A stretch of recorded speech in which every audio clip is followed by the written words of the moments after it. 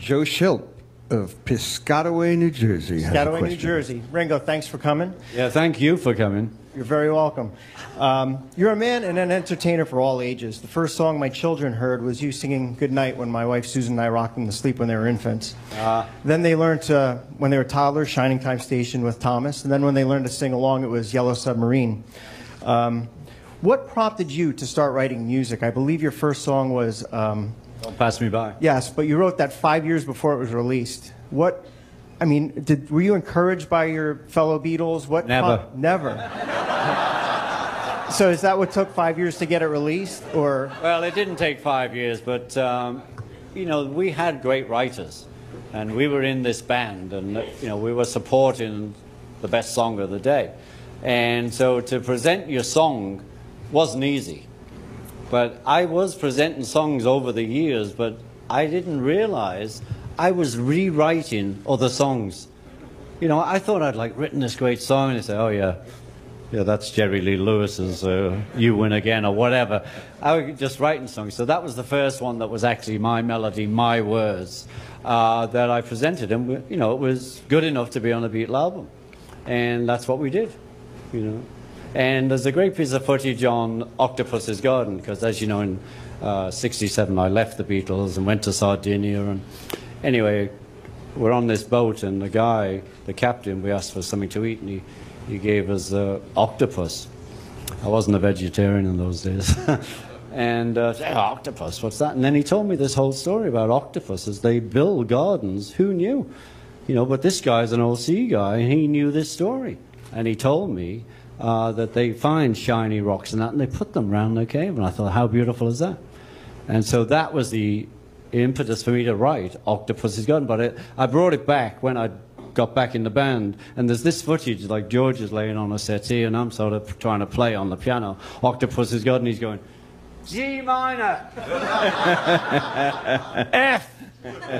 I can only play in C, okay, so it wasn't easy, but it's you know, that's how it was. So once we had it, everyone was very supportive, you know, just that I had to be confident in myself that it really works, you know, and you know, we're laughing. I mean, what would you do? You know, I'd put one of mine on and we'd lose a great one. It's not how we work. You know, mine could have been great and we could have lost one of theirs, but so far you've got what you've got and we have to live with it. Thank you. Now,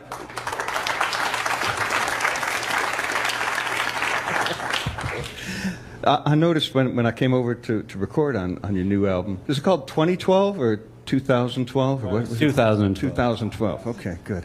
2012 is 2012 to most of us. It is, isn't it? Okay. But you seem to be invigorated by having written all the songs, and you seem to really enjoy it, and that it was kind of liberating. Well, it is liberating, you know, because I have musicians over. You're coming out to play bass guitar, and then I have songwriters, you know, like Van Dyke Parks. You go mad trying to write a song with Van Dyke, but he's the best, and we have a lot of fun, you know. So, you know, and Dave Stewart, as we've mentioned before, we wrote that. I just love hanging out with musicians and writers, and just hanging out, you know.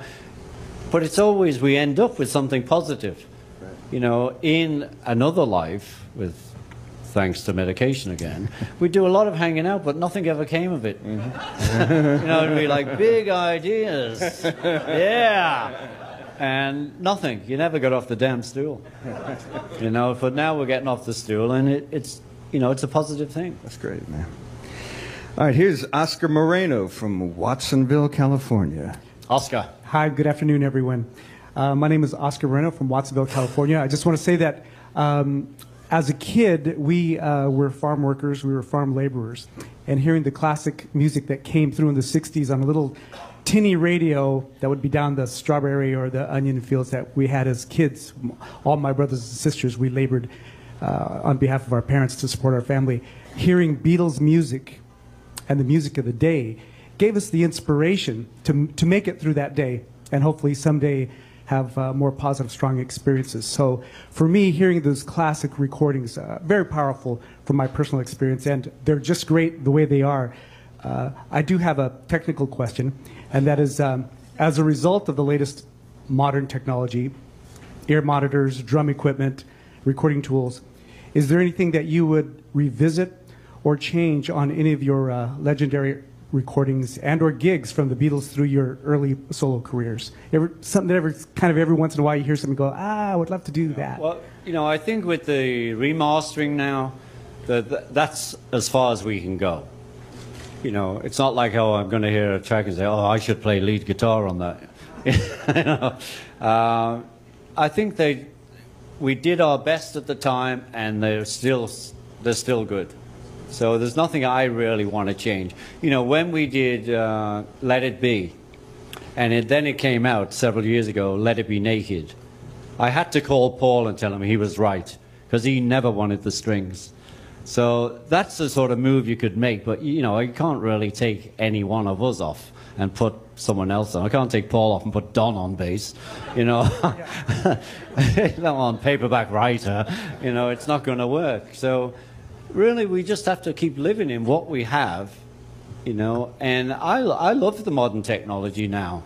I was a little opposed to it. And in my day, we used to have a donkey, turning the wheel, and, two guys would be chewing tape to make it soft enough. It's now is now. It's digital. Okay. Thank you very much. Thank you. I'm glad you had a great experience in the fields there, brother. I didn't see a field till I was 23. Travis Huddleston of Westfield, New Jersey is next.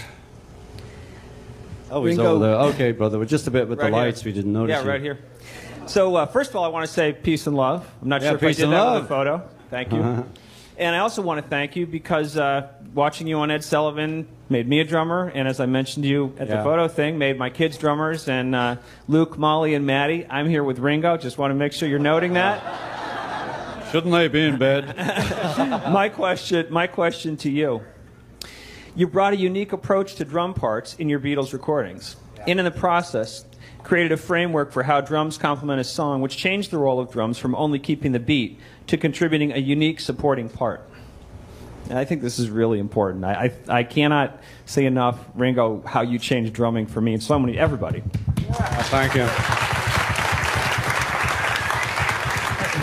You've also... Now, after all that praise, is there a question? There is. There's even more praise than a question. Oh. You've also had some great drummers as supporting musicians in your all-star band over the years. My questions.